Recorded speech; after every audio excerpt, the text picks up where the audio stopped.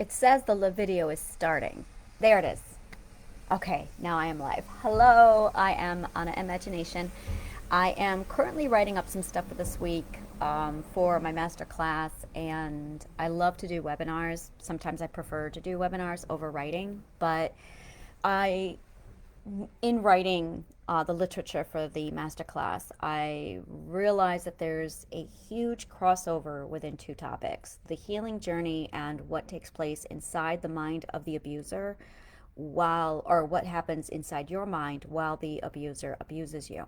And understanding what takes place while we are being abused really plays a lot of, it has a lot of control and effect on how we handle our healing journey. So they really are like opposite sides of the coin. So I'm going to cover this very quickly here this morning. In this whole week, I'm going to be doing a live video first thing in the morning, basically covering the healing journey. Specifically this week, the theme is what happens inside the mind when we are abused, and also what the healing journey looks like. A lot of people come into healing and they know they want to feel better, but that's about it. That's all they understand is I'm in pain and I want to feel better. I want to be better. I want to have something better. And really that's the ongoing theme. But no one really knows how to do it. And when we go into a therapist's room, there's a lot of questions. There's a lot of what's it going to look like? What does it entail? How do we do this? And that's never covered. So this is the first thing that we do differently at the Healing Garden is we're actually going to show you what healing is, what's involved, how long it takes, and surprise, it's indefinite. Once you start the healing journey, it never ends. It's a lifestyle. And once you adopt this and understand that what you are pursuing is a lifestyle, it's a game changer. Okay, so there's not going to be any end mark. There's not going to be a moment where you say, hey, I'm healed now. It's all over. Stamp of approval, you're certified. It doesn't work that way. And it took me a very long time to realize this. I am 8 years into my healing journey, and I'm just now, I leveled up.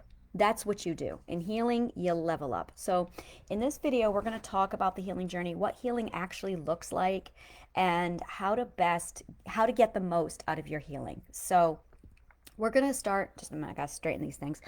Um, we're going to start by going over what exactly takes place inside your mind while you are being abused. What exactly is abuse? And this is covered a lot in week 5 in the Healing Garden Masterclass. This is all we talk about I'm sorry, not week 5, in week 3 and 4. This is all we talk about is what's going on inside the mind, because it is so important. Understanding what abuse looks like, what it is, what's happening inside of it from all different types of abusers. It's really an astounding topic.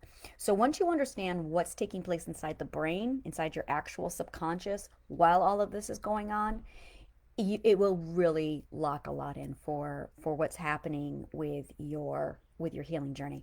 So there are 3 parts to abuse, okay?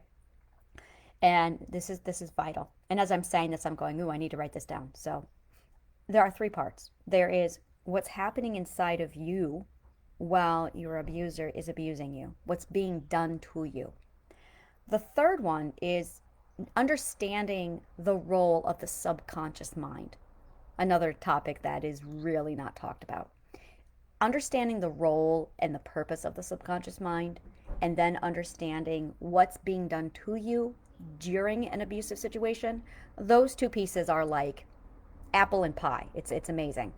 The third part of all this is what exactly you need to do to reverse the damage done, the healing journey, how to recover from what's going on over here with these 2 players.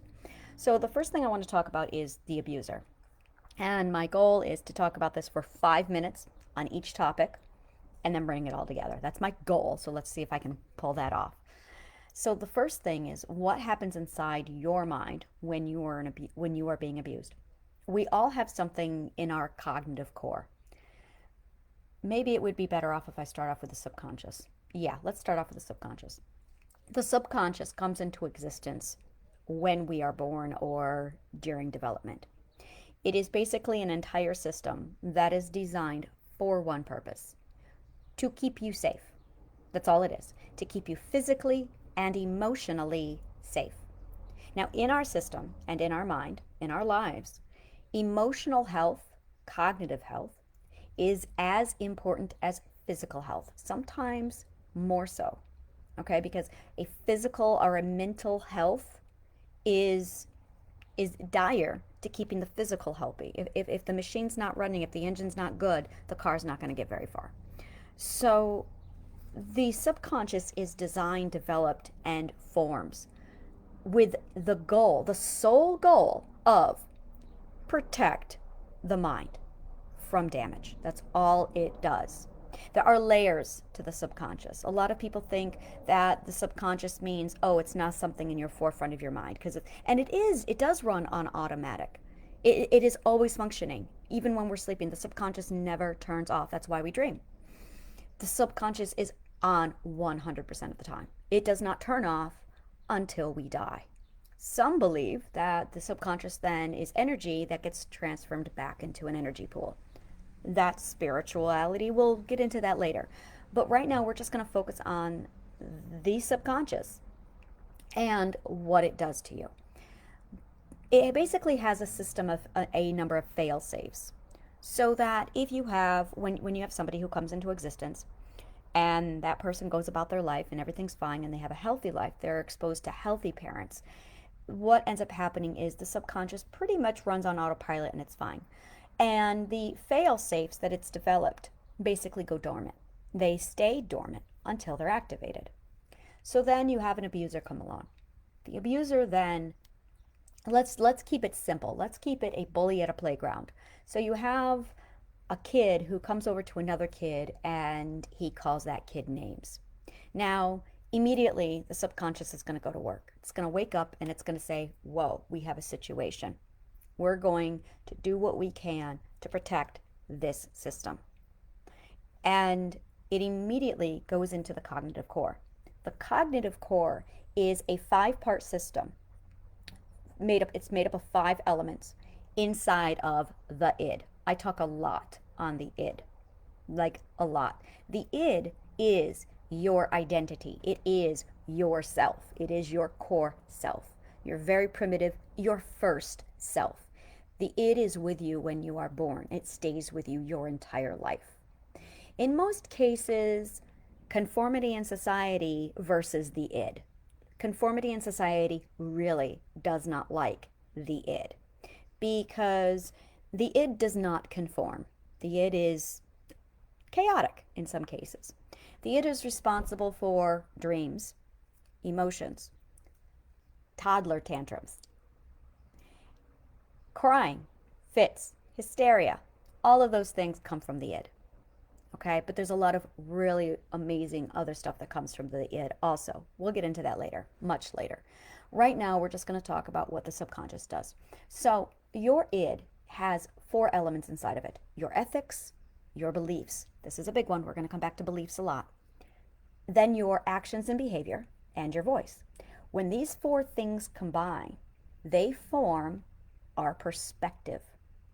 Our perspective is basically our ability to determine what our reality is. So when you have your ethics and your belief, those 2 things come together and they solidify to tell you this is the reality, this is perspective. And yes, this is very much, perspective and reality is very much an opinion. And that's the problem. We are taught that reality and truth are fact. No, they are not. Reality and fact, reality and truth are absolutely opinions. That's the first problem that we run into. Because they are opinions, there's a huge argument over whose perspective is right. That is conflict. Every time, 100%. Conflict is just when your perspective doesn't match somebody else's. Now, in the case of an abuser comes along and says, this is my perspective and you need to have it. And they take your beliefs and they force their beliefs onto yours. And that old adage, one man cannot serve 2 masters. The abuser starts to abuse you, physically in some cases, until you accept their beliefs as your own. So they repeat the abuse. They use violence. They threaten. The more they do this, the more they activate fear. And the subconscious turns on to say, oh, we have to protect the self. So to protect the self from harm, the subconscious will pick off pieces of yourself and throw them away to make room for the abuser's beliefs, because physical abuse, fear, and harm trumps self-preservation. That is the formula that the subconscious mind runs on.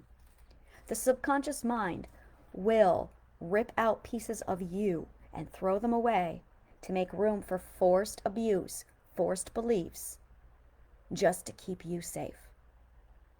So, side topic. There was a book I read about some science experiments done on cats.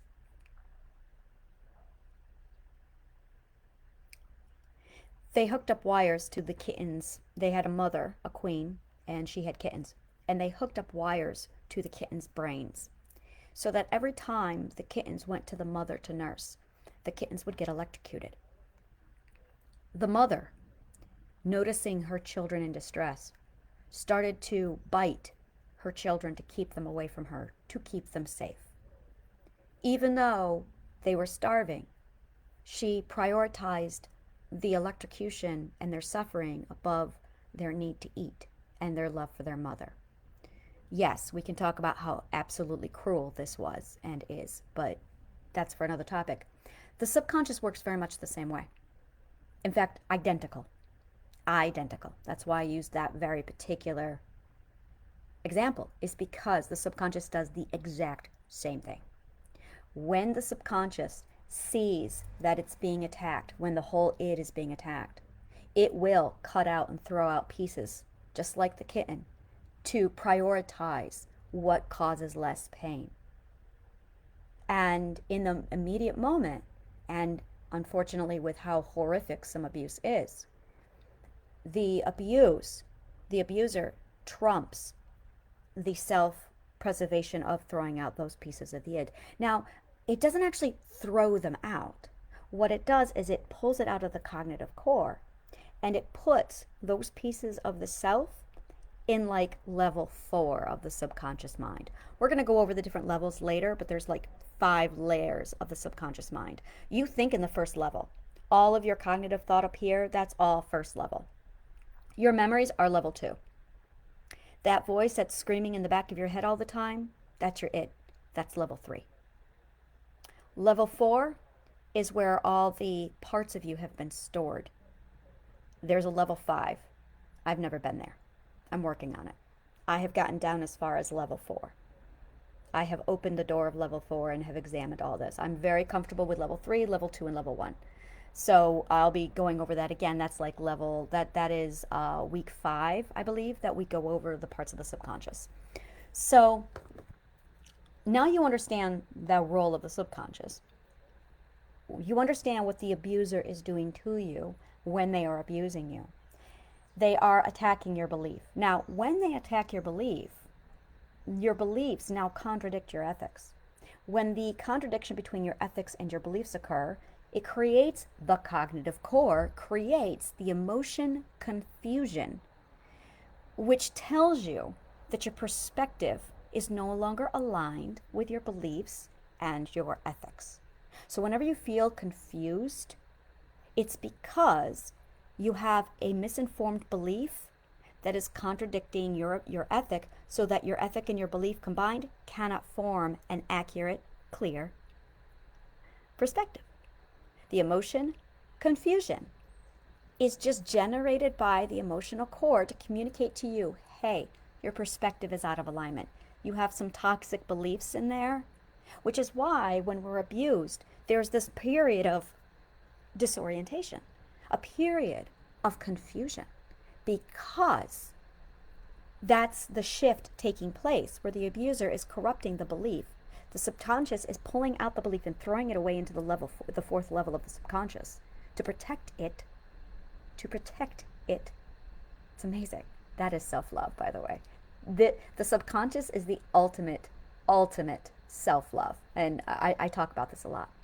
And then you're generated with the emotion confusion to say, hey, just so you know, and this is the id speaking up going, hey, confusion's happening. Your perspective is being attacked.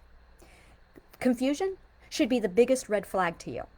And it's not. We're not taught this. So this is one of the things we cover in the Healing Garden is I'm going to teach you every single emotion and what every single emotion means and what it translates to and what it does. And the best part, what you need to do to when you feel certain emotions so you know, oh, these are red flags. Confusion, there's only 2 times in your life you are going to feel confused. When you are receiving a conflicting belief that upsets your cognitive core, or you're in a science or a math class in the 5th grade and you don't understand the material. And that is because as your teachers regurgitate this stuff to you, it's conflicting your belief system. So you'll be in class and you'll get trigonometry and then they'll throw proofs. Oh, okay, let's go back. You'll be getting into pre-calculus and they'll throw like proofs at you. And you'll be like, whoa, what is this? This doesn't make any sense because you do not have all the pieces in your belief system and your ethics to be able to form a clear perspective. The teacher is not teaching things clearly and in order. If you feel confused, the teacher's not doing their job. One of my favorite rules of writing a book, if the reader is not clear about your story, if there is confusion, you have failed as a writer. It's an ongoing joke in the writing world, is if you are not precise and clear for your reader, then you failed. So confusion is a red flag emotion that tells you someone is messing with your belief system. They are giving you a belief that contradicts your ethics. That's it. Or they are giving you a belief that contradicts another belief inside of your belief system. This is actually what it is. This is, I didn't mean to say ethics. It's the beliefs. Because if you believe A and someone comes along and gives you B, it's going to clash. It's contradicting. It's the contradiction that causes emotions. In this case, the emotion is confusion. Confusion because your perspective cannot form an accurate, clear, precise vision. So there's confusion. So how does this translate to abuse? Let's get out of the classroom where the teachers are giving you information and people aren't writing clear books. So what this does to you inside of your system is when they come to you and they go after your beliefs, what's really happening is they are forcing that belief on top of you to purposely alter your perspective. An abuser requires 2 things from you. They need a victim or a target and cooperation. I'm going to say this again real slow because this is really important. An abuser requires 2 things, a victim and your cooperation. The best way to get your cooperation is to target, attack, take down, destroy your perspective. But not just your perspective, your own confidence and ability to form your own perspective. This is done through gaslighting. This is why gaslighting is so dangerous. It's because gaslighting attacks the beliefs and the perspective at the same time, takes them both down, fills you with confusion, and then it's like cutting your legs out from under you. Now you're in a position where you're going, wait a minute, I can't make could you make a perspective for me? Because I don't. And you literally start to rely on the abuser to form the perspective for you. Now, what if your parents gaslight you? What if your parents are narcissists? What if a sibling gaslights you? One of our very first survival instinct from our subconscious is mommy means life. Daddy means safe. Which means your subconscious primordial brain is saying, if I want to live, then I must have mommy and daddy love me. Your very survival is twisted and absolutely braided into your love for your parents. So we seek out our parents' approval because if they approve of us, we are guaranteed to survive. The human being is the only animal in the entire world that requires almost 20 years of nurturing and care to even have a chance at survival. 20 years. Other animals are born and I'm independent. The octopus is born and mom's dead and they're, I'm free. There is nothing else. Like, yeah. The human being takes 20 years of nurturing and care to even have a chance at survival. And most of us are still in the house at well up to 30. Think about it. Think about it. So this all being said, our parents approving of us is vital to our hardwired survival, which is why parental love is so high up there in how well it affects us, because our survival is completely dependent upon us. So when you have this abusive system, when you have gaslighting, they are going right after your perspective and right after your belief system, and they're ripping them down. And they're doing it quickly. Gaslighting is the fastest way.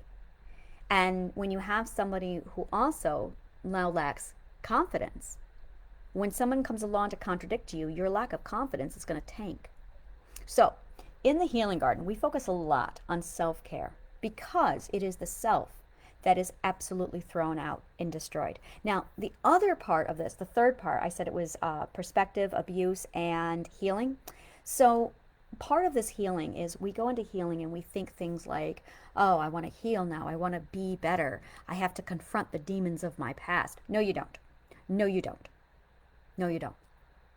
This is the biggest misconception when it comes to healing. We think we have to talk endlessly about what was done to us. The problem is we're forgetting that primary goal of the abuser was to implant their perspective onto you. So you're still, when you come into healing, you're still thinking with your abuser's perspective. Don't trust your perspective. Don't trust your emotions. Not yet. Trust your intuition. And I'll be teaching that about it later.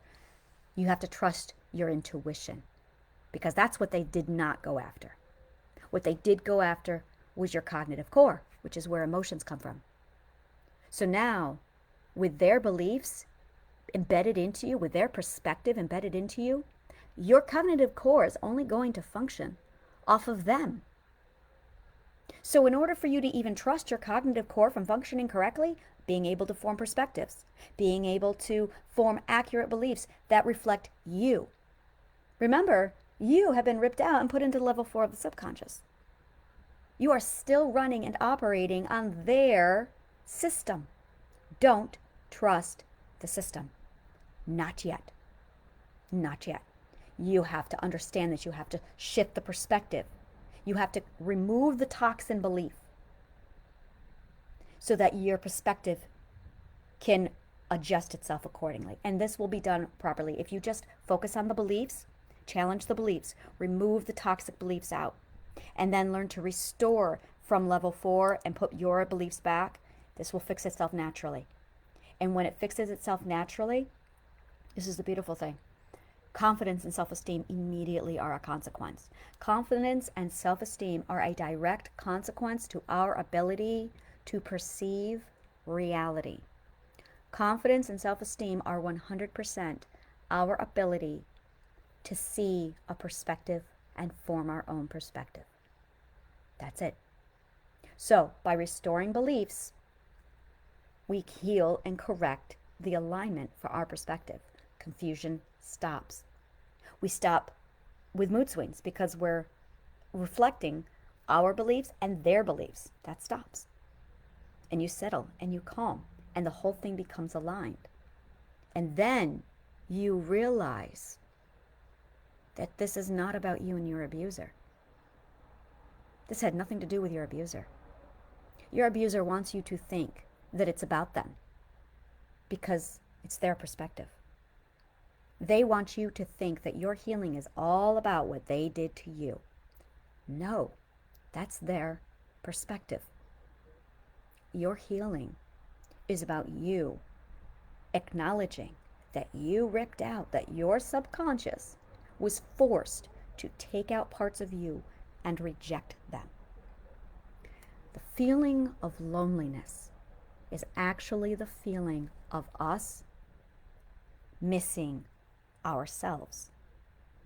The feeling of abandonment is actually the feeling of us abandoning ourselves. The feeling of being empty and lost is really the pieces of ourselves in level 4 calling out to us saying, I miss you. I want to come home. The alignment is strong. Our entire system focuses on this alignment, which is why abuse is so powerful. This is what is wrong. Just the alignment. As you heal, you will be going into level 4. You will be becoming acquainted with your id at level 3. And then you will be picking up pieces of yourself back in level 4 and putting them back. And the more you bring yourself back from level 4 and restore them to the cognitive core so you can form that solid perspective, the more you do that, the more you will heal, the more you will feel not lonely. The empty inside of you will go away. It's amazing. Your confidence will return. So healing is not about you and your abuser and what was done to you. It is about you making peace with what was done to you by you in order to survive it. Forgiveness is not about you forgiving your abuser. It's about you forgiving yourself for having to do that to yourself. Because what you really hate beyond anything, more than anything, is what you were forced to do to yourself.